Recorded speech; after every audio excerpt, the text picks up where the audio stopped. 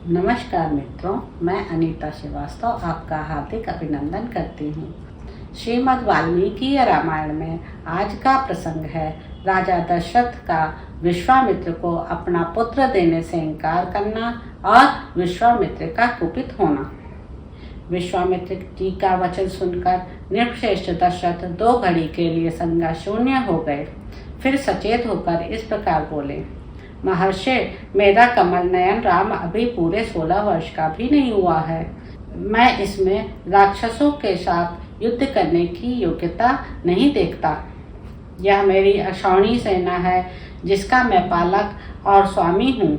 इस सेना के साथ मैं स्वयं ही चलकर उन निशाचरों के साथ युद्ध करूँगा। मेरे ये सूरवीर सैनिक जो अस्त्र विद्या में कुशल और पराक्रमी हैं, राक्षसों के साथ जूझने की योग्यता रखते हैं। अतः इन्हें ही ले जाइए। राम को ले जाना उचित नहीं होगा। मैं स्वयं ही हाथ में धनुष ले युद्ध के मुहाने पर रहकर आपके यज्ञ की रक्षा करूंगा और जब तक इस शरीर में प्राण रहेंगे तब तक निशाचरों के साथ लड़ता रहूंगा। मेरे द्वारा सुरक्षित होकर आपका नियमानुष्ठान बिना किसी विघ्न बाधा के पूर्ण होगा। अतः मैं ही वहां आपके साथ चलूंगा। आप राम को न ले जाइए। मेरा राम अभी बालक है। इसने अभी तक युद्ध की विद्या ही नहीं सीखी है। यह दूसरों के बलाबल को नहीं जानता है।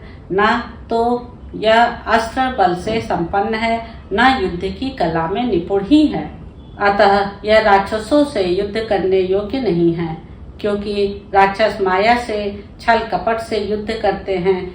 इसके सिवा राम से वियोग हो जाने पर मैं 2 घड़ी भी जीवित नहीं रह सकता। मुनिश्रेष्ठ, इसलिए आप मेरे राम को ना ले जाइए। अथवा ब्राह्मण, यदि आपकी इच्छा राम को ही ले जाने की हो तो चतुरंगिणी सेना के साथ मैं भी चलता हूँ। मेरे साथ इसे ले चलिए। कुशिक नंदन, मेरी अवस्था 60,000 वर्ष की हो गई है। इस बुढ़ापे में बड़ी कठिनाई से मुझे पुत्र की प्राप्ति हुई है। अतः आप राम को न ले जाइए। धर्म प्रधान राम मेरे 4 पुत्रों में ज्येष्ठ है, इसलिए उस पर मेरा प्रेम सबसे अधिक है। अतः आप राम को न ले जाइए। वे राक्षस कैसे पराक्रमी हैं, किसके पुत्र हैं और कौन हैं, उनका डील डॉल कैसा है, मुनीश्वर उनकी रक्षा कौन करते हैं, राम उन राक्षसों का सामना कैसे कर सकता है। ब्राह्मण, मेरे सैनिकों को या स्वयं मुझे ही उन माया योद्धी राक्षसों का प्रतिकार कैसे करना चाहिए। भगवान, ये सारी बातें आप मुझे बताइए।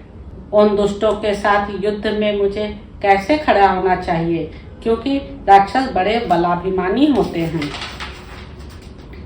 राजा दशरथ की इस बात को सुनकर विश्वामित्र जी बोले, महाराज, रावण नाम से प्रसिद्ध एक राक्षस है जो महर्षि पुलत्स्य के कुल में उत्पन्न हुआ है। उसे ब्रह्मा जी से मुहमांगा वरदान प्राप्त हुआ है, जिससे महान बलशाली और महापराक्रमी होकर बहुसंख्यक राक्षसों से घिरा हुआ वह निशाचर तीनों लोकों के निवासियों को अत्यंत कष्ट दे रहा है। सुना जाता है कि राक्षस रावण विश्रवा मुनि का औरस पुत्र तथा साक्षात कुबेर का भाई है। वह महाबली निशाचर इच्छा रखते हुए भी स्वयं आकर यज्ञ में विघ्न नहीं डालता।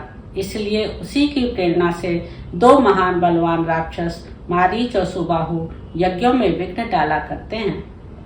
विश्वामित्र मुनि के ऐसा कहने पर राजा दशरथ उनसे इस प्रकार बोले, मुनिवर, मैं उस दुरात्मा रावण के सामने युद्ध में नहीं ठहर सकता। धर्मज्ञ महर्षि, आप मेरे पुत्र पर तथा मुझ मंदभागी दशरथ पर भी कृपा कीजिए, क्योंकि आप मेरे देवता तथा गुरु हैं। युद्ध में रावण का वेग तो देवता, दानव, गंधर्व, यक्ष, गरुड़ और नाग भी नहीं सह सकते, फिर मनुष्य की तो बात ही क्या है। मुनिश्रेष्ठ, रावण सम्रांगण में बलवानों के बल का अपहरण कर लेता है। अतः मैं अपनी सेना और पुत्रों के साथ रहकर भी उसके सैनिकों से युद्ध करने में असमर्थ हूँ। ब्राह्मण, यह मेरा देवोपम पुत्र युद्ध की कला से सर्वथा अनभिज्ञ है। इसकी अवस्था भी अभी बहुत थोड़ी है, इसलिए मैं इसे किसी तरह नहीं दूंगा। मारीच और सुबाहु सुप्रसिद्ध दैत्य सुंद और उपसुंद के पुत्र हैं। वे दोनों युद्ध में यमराज के समान हैं। यदि वे ही आपके यज्ञ में विघ्न डालने वाले हैं तो मैं उनका सामना करने के लिए अपने पुत्र को नहीं दूंगा, क्योंकि वे दोनों प्रबल पराक्रमी और युद्ध विषयक उत्तम शिक्षा से संपन्न हैं। मैं उन दोनों में से किसी एक के साथ युद्ध करने के लिए अपने सुहृदों के साथ चलूंगा, अन्यथा यदि आप मुझे न ले जाना चाहें तो मैं भाई बंधुओं सहित आपसे अनुनय विनय करूंगा कि आप राम को छोड़ दें। राजा दशरथ के ऐसे वचन सुनकर विप्रवर कुशिक नंदन विश्वामित्र के मन में महान क्रोध का आवेश हो आया। जैसे यज्ञशाला में अग्नि को भली भांति आहुति देकर घी की धारा से अभिषिक्त कर दिया जाए और वह प्रज्वलित हो उठे, उसी तरह अग्नितुल तेजस्वी महर्षि विश्वामित्र भी क्रोध से जल उठे। तो इस प्रकार मित्रों, बालकांड में निहित 20वां सर्ग यहाँ पर समाप्त होता है। आपको आनंद आ ही रहा होगा। नमस्ते दोस्तों।